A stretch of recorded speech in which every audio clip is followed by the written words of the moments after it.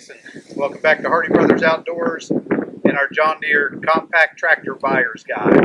Today we're going to talk about brush hogs or rotary cutters, whatever you want to call them. And as you can see, we've got three different brands here to talk about, so there's definitely options as you get ready to buy. As always, we're going to talk about use case, but before I jump into that, I want to hit real quick on the overall series.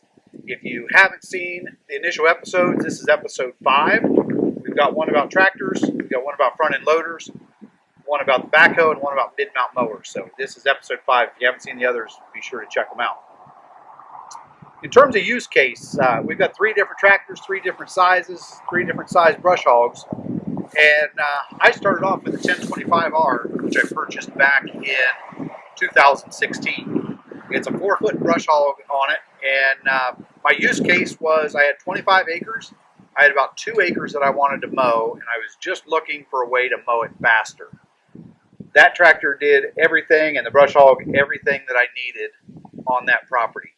I was mowing frequently, so I didn't need, I wasn't worried about it getting bogged down with deep weeds. It was more for, just doing basic maintenance several times a year versus going in and doing cleanup or cleaning up saplings. So think about what you're going to be brush hogging, how often, and that'll help you decide, how big of a brush hog do I need, any specific features about that brush hog that might be interesting to you. Josh, you want to talk about your use case? Yeah, so I've got the county line 5-foot here. I originally bought this on my Massey Ferguson GC 2300, so smaller than the 2032R here. So that was kind of an oversized brush hog. It should have been a 4-foot one for that tractor, but I went with the 5-foot county line because it's pretty lightweight. So these are a lot lighter weight than the Frontier or the bush hog. And my use case was predominantly, I've got about 6 acres of field on the backside of the property that we like to mow, once or twice a year. We mow it in the winter for sledding, and so that we can get the kids out on the back hill. I've also found a new use case recently where I use it back down towards my pond on some of the steeper areas where I can't mow with the offset flail. But at 5 feet, I'm able to get it back through the trails and open up some of my trails. I mow some of the fields that I've converted to food plots. So it's done everything that I've wanted it to do, and I think it's a great size for this tractor, and it's been a good purchase for me. Yeah, I think that use case, what Josh said in terms of for this tractor, he's got the 2032R, which has more horsepower, and the overall tractor is heavier and can handle this bigger brush hog. I would not have done that with the 1025R because it's just a smaller tractor. But the use case where we stepped up, I went from mowing a couple acres on my property in West Virginia. Josh was doing 6 acres here in Southeast Ohio. I started doing some work here. We bought 80 acres adjacent to his property, and it was an area that was grown up and thick. And what we found was his tractor was actually doing pretty well with the 5-foot brush hog and handling the load pretty well. I was out there with a 4-foot brush hog on a tractor with lower horsepower, and I just felt like I was overworking the tractor. The combination of horsepower and 4-foot wide meant that everything I did took longer. That's when I looked into the 4052R. I bought this used, so the brush hog that I have came with the tractor from the individual who owned it before. And what he had, it's a bush hog squealer SQ 172, so it's a 6-foot brush hog. And it has really helped me with the additional horsepower of the tractor, the additional width of the brush hog. So different use cases for different tractors, but something to think about so that when you go to buy one, you buy the right size for the tractor you have and the jobs that you're going to do. From here, we're going to talk about price because, again, 3 brands, 3 very different price points on these brush hogs. So price points. I purchased my brush hog the year after I had bought the tractor as a package. So I did not get the benefit of purchasing it as part of an overall package deal. The Frontier runs about $2,000. and that's something I bought from my John Deere dealer. I forget what kind of discount I got off of it. I got maybe $100 off of it. Buying it all by itself, there wasn't a lot of negotiation that I was able to do on it. But I would say if you buy it as part of a package, I would try to get more than $100 off. I'd be looking more in the $200 to $300 range. Try to get that 10, 15, even 20%. I don't think you'll get 20. I think you can get in the 15% range. But that's a $2,000 brush hog when you go with Frontier. Big difference when you go from that 4-foot Frontier to these other two, and it may not be the difference that you would expect. The county line retails for $1,300, and I don't ever buy my implements from Tractor Supply without a 10% coupon. So they put out 2 or 3 a year from the neighborhood program, I think is what it's called. Sign up for that. They'll send them to you in email.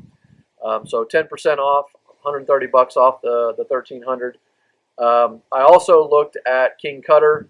They are about $50 cheaper on the retail price, and the reason why I went with Tractor Supply is because it's close by. We don't have King Cutter places too close by, and I just like Tractor Supply. So, and 10% off, it's better than 50 off. So, yeah.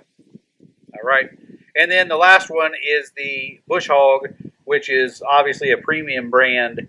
And again, I bought this used. I did a little searching before we did the video to try and find a price on it. I did not see a new price on this. I want to say it's in the $4,000 to $5,000 range. It is a 6-foot heavy-duty bush hog, so the price is a little higher. As I was searching, I did find some used ones out there. I don't tend to buy a lot of used equipment. This came with the tractor.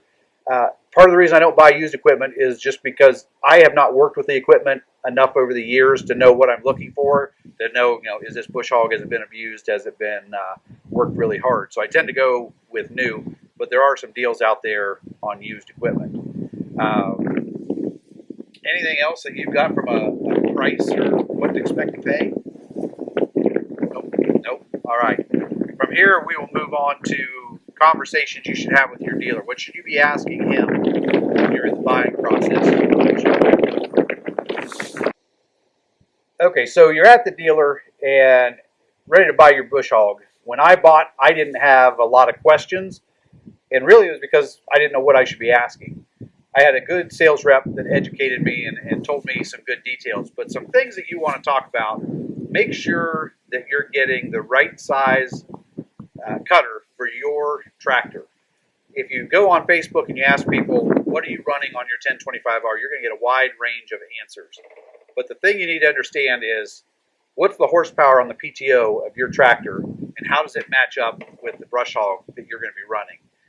The other thing to keep in consideration is, how much does that piece of equipment weigh? One of the things I've noticed with the 2048 is it's a heavy piece of equipment. Had I gone larger on side hills and on hills, it potentially could create a tipping hazard. So you want to talk to your dealer, make sure you're getting the right size that matches up to your tractor. You'll always hear people say they're using bigger than the tractor's designed for. I would go with what your dealer's telling you. Questions that come to mind for you?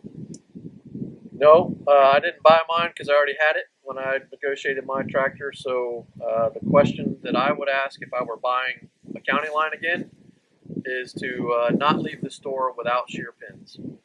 I've been through 4 or 5, and there's nothing worse than busting one out in the field and realizing you don't have any at home. So I know you've got some differences between shear pins and clutches. I'll throw it back to you. Yeah, as you talk about shear pins, the bush hog has a shear pin on it. I've got a slip clutch on the Frontier. And that's a question to talk to your dealer about, to understand what's the difference, why might I want one versus the other, and it may be tied to your application. What I found with the 2048 and the slip clutch, for the mowing I was doing, I never had an issue with the tractor bogging down or stalling out on me based on what I was doing. So I wasn't putting too much torque or too much stress on the drive shaft.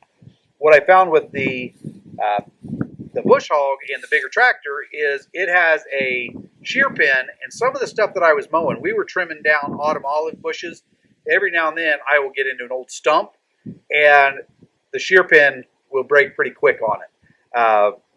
As Josh said, make sure you've got some with you. I keep a bunch of them on the tractor. I keep wrenches so I can quickly swap them out and change them. But it's worth a conversation to understand why might I want one versus the other, and buy the one that's appropriate for you.